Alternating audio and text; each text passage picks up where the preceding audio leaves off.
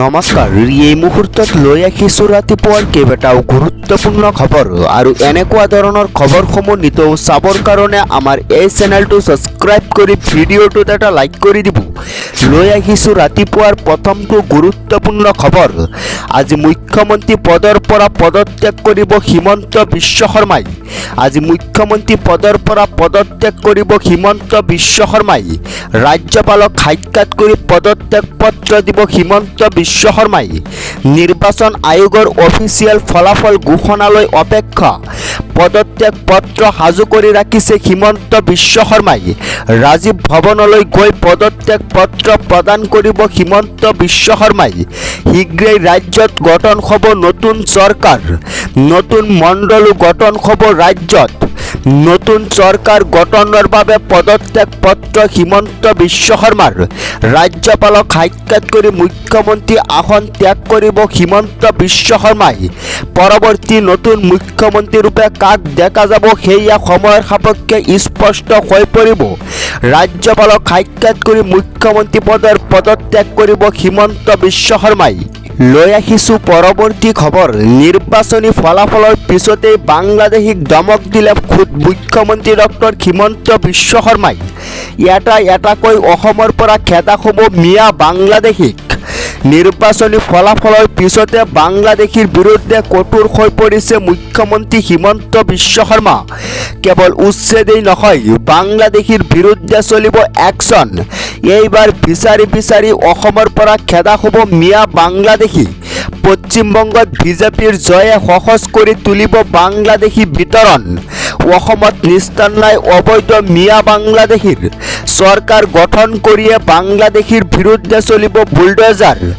পশ্চিমবংগত বিজেপিৰ জয় অসমৰ বাবে ইতিবাচক খবৰ।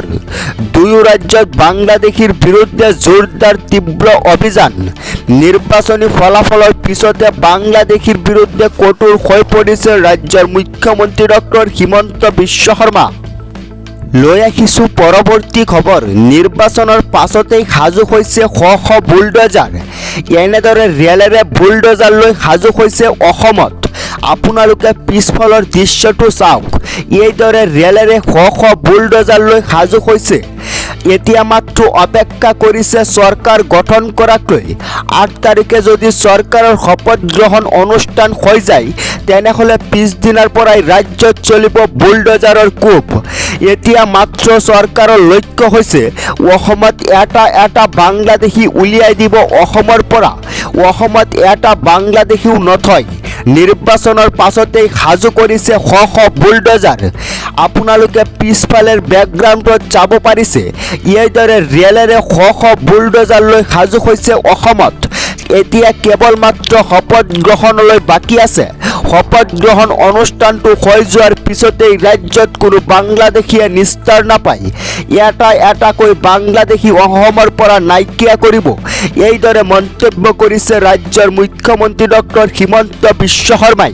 নিৰ্বাচনত জয় হোৱাৰ পিছতেই ৰাজ্যৰ মুখ্যমন্ত্ৰী ডক্টৰ হিমন্ত বিশ্ব শৰ্মাই পোনপটীয়াকৈ বাংলাদেশী মিয়াক ধমক দিছে।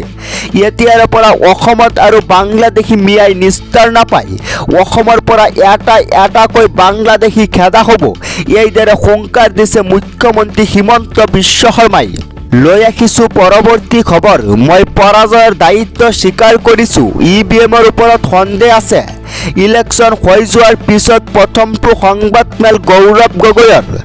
EVMৰ ওপৰত আমাৰ সন্দেহ আছে। বিজেপিয়ে গণতন্ত্ৰৰ ওপৰত বিশ্বাস নকৰে। ওৱান নেশ্যন ওৱান পাৰ্টি কৰিব বিচাৰিছে বিজেপিয়ে।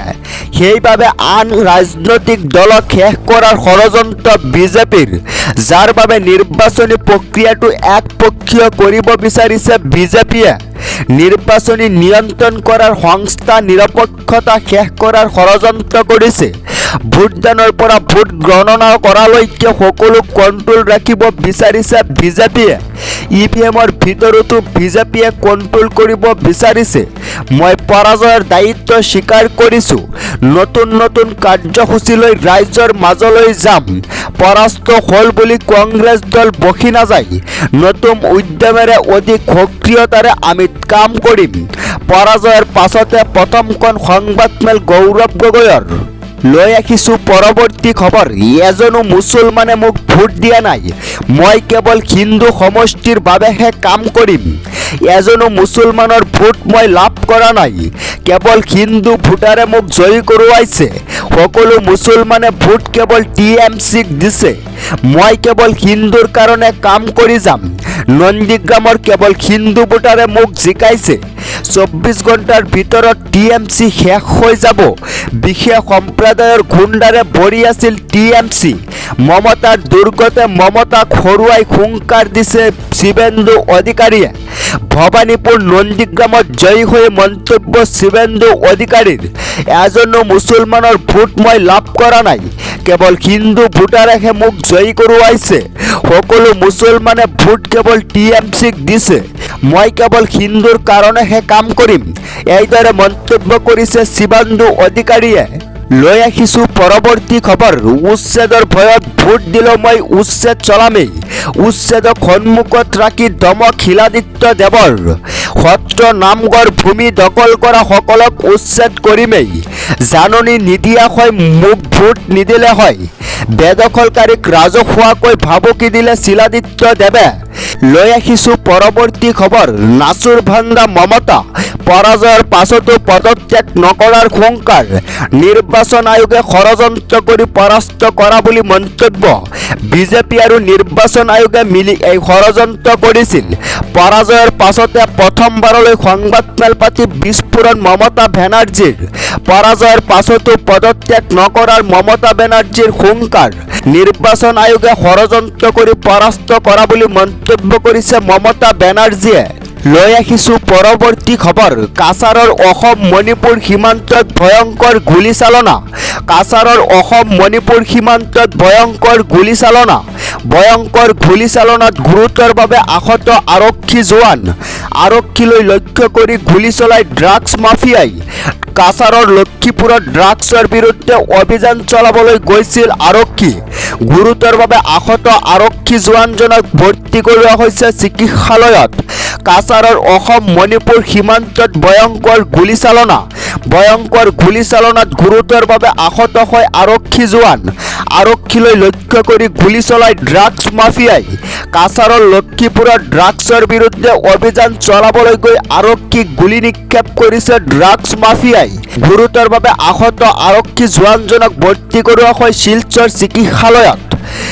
চিকিৎসাধীন গুৰুতৰভাৱে আহত আৰক্ষী জোৱান। লৈ আহিছোঁ পৰৱৰ্তী খবৰ। উচ্ছেদক লৈ মুখ খুলিলে হিমন্ত বিশ্ব শৰ্মাই। উচ্ছেদক লৈ মুখ খুলিলে হিমন্ত বিশ্ব শৰ্মাই। নিৰ্বাচনৰ পাছতেই নতুনকৈ হ'বলগীয়া উচ্ছেদক লৈ নতুন মন্তব্য। যদি 8 তাৰিখে চৰকাৰ হয়, 9-10 তাৰিখৰ পৰা ৰাজ্যত হ'ব উচ্ছেদ অভিযান। অসমত বিজেপিৰ জয় জয়কাৰৰ পাছতেই বাংলাদেশীক দমক দিছে। পূৰ্বে 1.5 লাখ বিঘাত হৈছিল উচ্ছেদ আৰু এইবাৰ 3 পৰা 4 লাখ বিঘাত হ'ব উচ্ছেদ অভিযান। হিমন্ত বিশ্ব শৰ্মাই পুনৰ পোনপটীয়া দমক দিলে অনুপ্ৰৱেশকাৰীক। অসমত নিস্তাৰ নাই অবৈধ মিয়াৰ। কোনো এজন বাংলাদেশী থাকিব নোৱাৰিব অসমত। এটাকৈ বাংলাদেশী যাব লাগিব অসমৰ পৰা। পূৰ্বতকৈ অধিক কঠোৰ ৰূপত বাংলাদেশীৰ ওপৰত চলিব বুলডোজাৰ। লৈ আহিছোঁ পৰৱৰ্তী খবৰ। মুছলমানৰ হেঁচাত 30 বছৰ ধৰি বন্ধ হৈ আছিল মন্দিৰ। মন্দিৰ মুকলিৰে একশ্যন আৰম্ভ বিজেপিৰ। অভূতপূৰ্ব জয়ৰ পাছতে একশ্যন আৰম্ভ বিজেপিৰ। বংগত 30 বছৰ ধৰি বন্ধ হৈ থকা মন্দিৰ মুকলি কৰিলে বিজেপিয়ে। মুছলমানৰ হেঁচাত পৰি তলা ওলমাই দিয়া হৈছিল দুৰ্গা মন্দিৰত। মন্দিৰ খুলিলে তেজত নৈ বব বুলি ধমক দিছিল মুছলমানে। মুছলমান অধ্যুষিত অঞ্চলটোত একাংশ লোকে দিছিল ধমক। কেৱল দুৰ্গা পূজা আৰু লক্ষ্মী পূজাৰ সময়তে খুলি দিছিল মন্দিৰটো। বিজেপিৰ জয় জয়কাৰৰ পাছতে খুলি দিলে মন্দিৰৰ দুৱাৰ। একমাত্ৰ একাংশ মুছলিম গ্ৰুপৰ ধমকক ভয় কৰি আছিল হিন্দু লোকসকলে। মন্দিৰৰ দুৱাৰ খোলাৰ লগে লগে সোঁত বৈছে ভক্তৰ। পূজাৰ লগতে পূজা অৰ্চনা কৰিবলৈ বিভিন্ন প্ৰান্তৰ দৰ্শনাৰ্থীৰ সমাগম। লৈ আহিছোঁ পৰৱৰ্তী খবৰ।